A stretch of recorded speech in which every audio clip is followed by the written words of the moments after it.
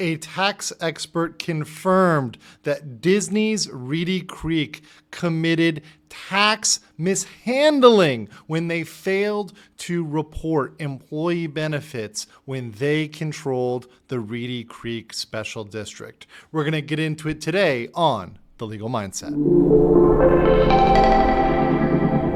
The people who work here in what was formerly known as the Reedy Creek District, now the Central Florida Tourism Oversight District, got special perks. Employees received passes on the house to come have fun here at Disney World. But what they didn't know is that those passes weren't 100% free. There are fringe benefits that are given to the employees, and those fringe benefits weren't handled properly. Tax expert Jeff LaRose says that's the reason hundreds of Central Florida Tourism Oversight District employees could owe millions in back taxes.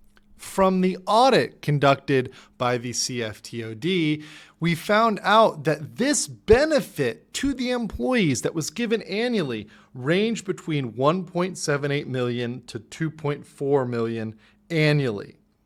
Now, Reedy Creek knew about this. In fact, the former district administrator appointed by the Disney board, John Classy, actually was informed of this by an employee and chose to state that these benefits were not taxable employee benefits, but were part of employee training. Now, on this channel, I have said that is a ridiculous argument. This is something that also was rebunked by the forensic accounting expert from the CFTOD. But now we see a separate independent tax analyst coming and looking at this and saying, yes, indeed, these should have been reported to the IRS, and in violation of federal law and IRS regulations, they were not.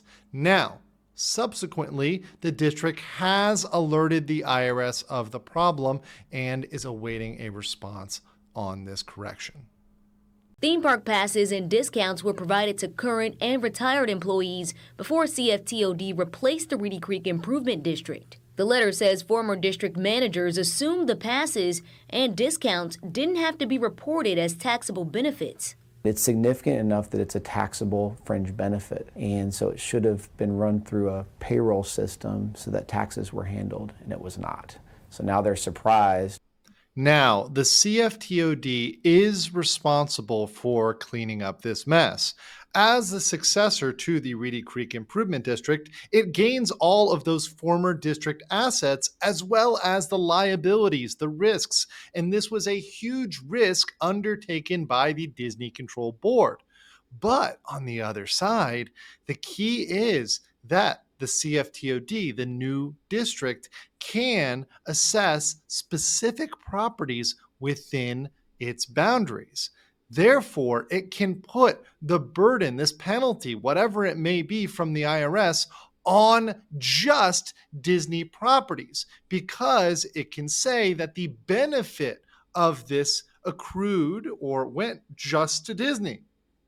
Disney was the only property owner that got a benefit from these free passes, from these discounts, from these perks.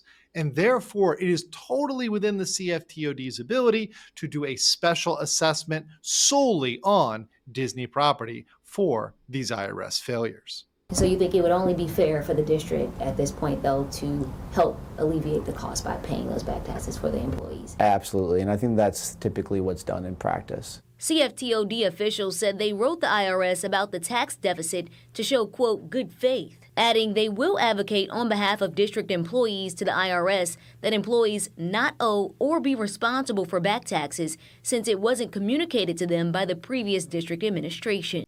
The CFTOD audit carefully documents how this is the result of poor management. This is because Disney intentionally confused and blurred the line between Reedy Creek and Disney, confusing public and private, government from corporation, in an attempt to skirt many different laws and regulations, including the IRS regulations. And this is a result, as they found, of sloppy record keeping and a lack of formal policies to instruct employees. So in no way does this fall on the employees themselves, but rather falls on Reedy Creek, the former Disney-controlled district. Of course, the Disney allies deny this.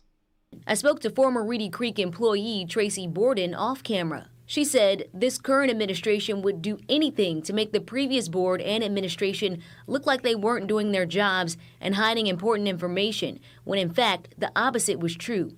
She goes on to say there was a time when the previous CFO had questioned the tax implications and was working towards a resolution prior to this takeover. This position is to be expected of Disney because otherwise they may be brought up on criminal charges for willful evasion of payment to the IRS, which is exactly what Disney executives are sweating about. Either way, LaRoe says, Reedy Creek failed to do what was needed to be done the first time around.